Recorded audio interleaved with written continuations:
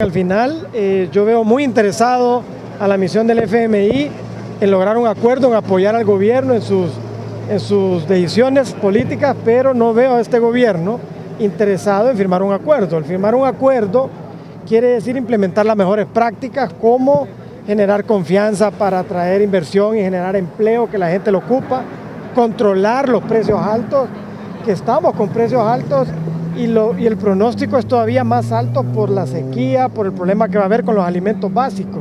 Y también cuando tú tienes un acuerdo, te sometes a rendición de cuentas y evaluaciones cada semestre, pero parece que este gobierno no lo quiere. Ahora, ¿por qué? ¿Se está escondiendo algo o verdaderamente es que la encontraron en el país, como ellos dicen, una condición? No, yo lo que he dicho, ellos no tienen como prioridad el control de los precios. Y lastimosamente, porque a quien afectan es al pueblo hondureño, es al que menos gana. Y eso es una pena, sinceramente. Por otro lado, me imagino que no quieren rendir cuentas de lo que es la ejecución presupuestaria, y vemos tanta necesidad de la gente en salud, en seguridad, en educación, y vemos un pobre ejecución del presupuesto de apenas 17.5% cuando ya llevamos la mitad del año. El año pasado la ejecución fue de 30%.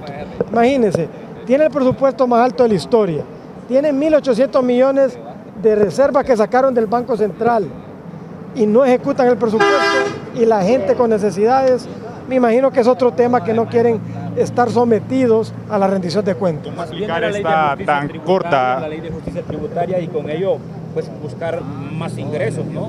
Aún con la caja única repleta.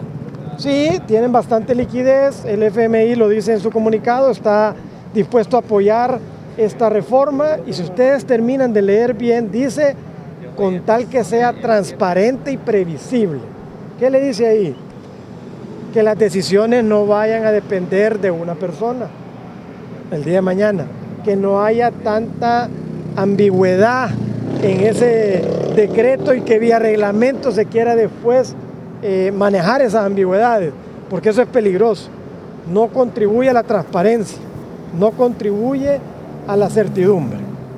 ¿Y cuál es el panorama que visualiza como expresidente del Banco Central de lo que está aconteciendo en el país? ¿Vamos con una economía buena, mala o qué? Deterioro social a corto plazo, como lo dice el fondo. Deterioro social a corto plazo, como lo dice el fondo. Menos empleo, la economía lo dice el fondo, y corrige que la economía no va a crecer como lo dice la autoridad monetaria, va a crecer menos, eso es menos empleo.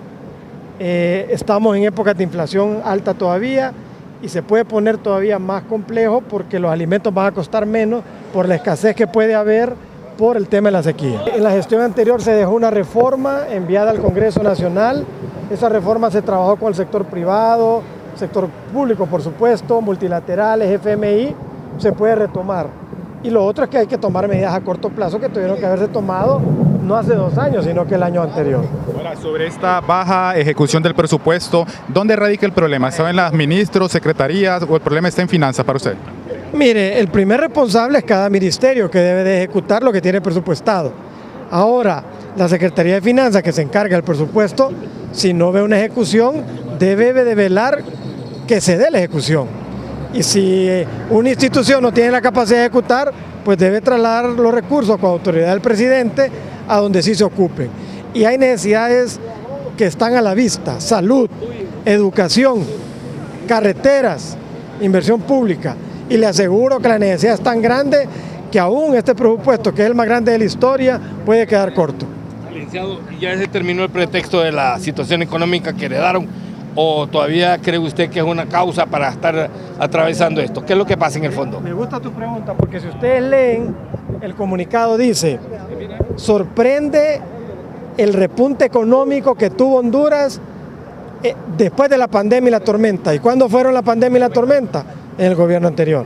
Después dice: va cayendo la actividad económica desde finales del año pasado con este gobierno, y termina diciendo que la economía va a crecer mucho menos de lo que habían esperado. Entonces, no hay excusas, no hay pretextos, tienen casi 18 meses y la situación se mira que va a estar todavía más difícil, lastimosamente.